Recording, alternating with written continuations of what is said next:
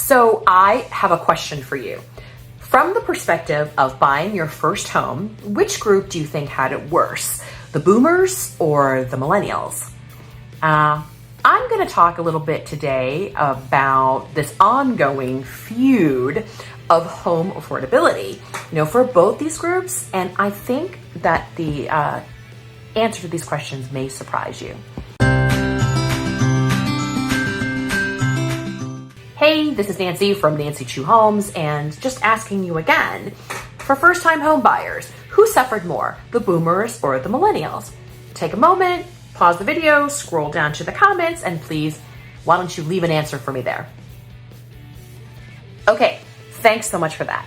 Listen, there's a lot of media reporting that there are that claims that basically pit the first-time home buying experience of millennials versus boomers, with both sides claiming that, we had it harder than you did. And yeah, it's true that home prices have climbed a bunch since pre-pandemic levels. But for boomers who were buying houses from the 1970s to the 1980s, they had some pretty overly jacked interest rates. So I think, we should have a look at this. My instinct is that since you guys all know that I am a super data nerd, I'm going to go over a little chart that I made, and I think that that's going to be surprisingly enlightening for you. I'm going to use my parents as an example. So they were born in 1948 and 1950, classic boomer range, and they saved enough money finally to buy their first home in 1981. Now, I have super explicit memories of the interest rate that they paid was over 16%. I guess at the time I didn't know any better because I was a kid, but when I did the research, here's what I found out about the market in general back then.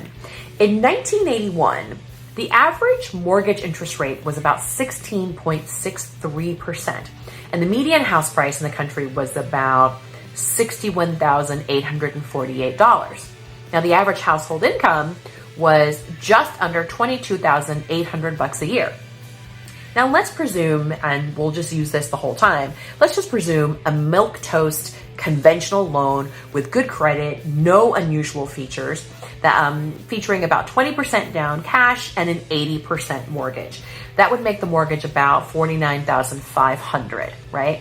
And if I use a mortgage calculator, beep, boop, beep, boop, this would mean a monthly payment of about $691, or a yearly amount of $8,292.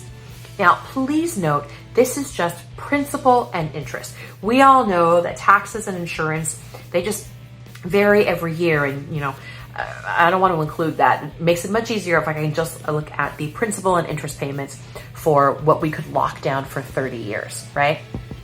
Okay, so now let's make the comparison. It's 2024, and today's mortgage interest rate is 6.8%. Now, given a median home price of $419,300 with an 80% mortgage, your monthly payment of principal and interest is roughly $2,187. And now for the entire year, that would be $26,244.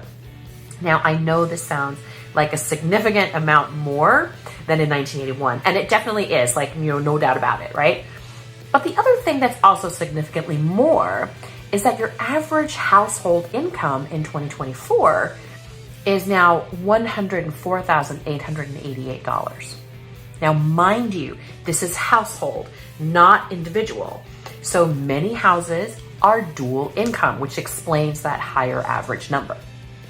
So now here's the part that I actually found most shocking, and that was the percentage of household income, right, that the yearly principal and interest payment actually was.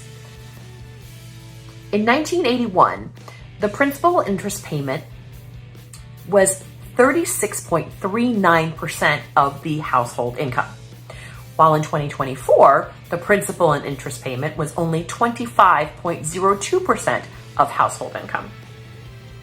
Yeah. So in 1981, folks were paying 10% more of their salary towards housing than they do today. Hey, look, I ran a chart from 1974 to 1985 with historical interest rates median home prices, average household incomes, and then I also worked out the 80% mortgage payments. And in the far right column, you will see what percentage of their salaries are going towards principal and interest. Now, I also have a line in there for 2024, so you can sort of see. What's the conclusion here? Okay, yeah, home prices are higher now than they were before, but I can't think of anything cheaper now than it was in the 80s. Inflation does scale up over, year over year, right?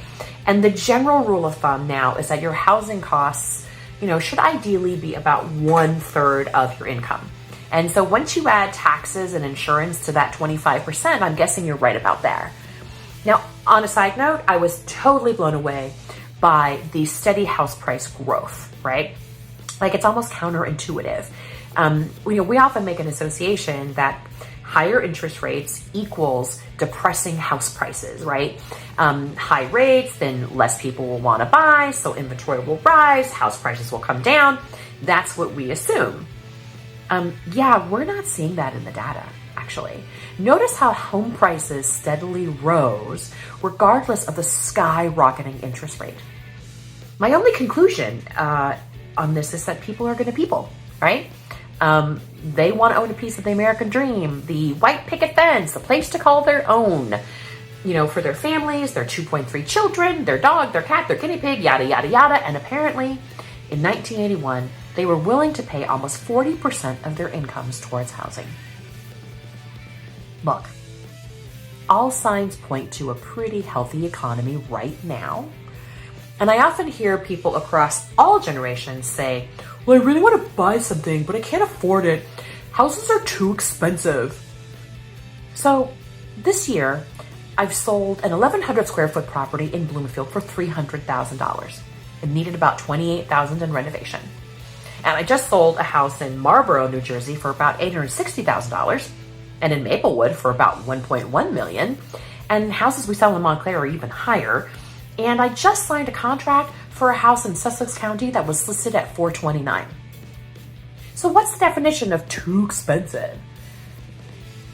If I can sell something for $300,000 in New Jersey, it means these properties do exist. It just means that you don't want them. You want bigger, newer, open floor plan, finished basement, central air, 2-car garage. That's what you want, and you want it now. And some buyers do have that money, but a lot of us don't. Life is not fair, but you got to make the best of what you got. And we have two choices, which is we can continue to pout about how unfair the market is and throw our money away in renting, or you can do what I did and what a lot of other people do, which is I bought my first place. It was a 600 square foot condo a few years after graduation, after I started working, and over time, I have parlayed that into a number of investment properties, homes for my family, and my own current 4,800 square foot home right now. So how about we readjust what we need to get started? So what if you have to stair step your way into your dream home? Like millions of people have done it that way, and they've created a little wealth along the way for themselves. So, hey, listen, if you enjoyed today's video, please feel free to comment, like, and subscribe. It really helps us to reach folks with our message, and hopefully we can help them along their dreams of home ownership. And so thanks for listening, and I'll see you next week.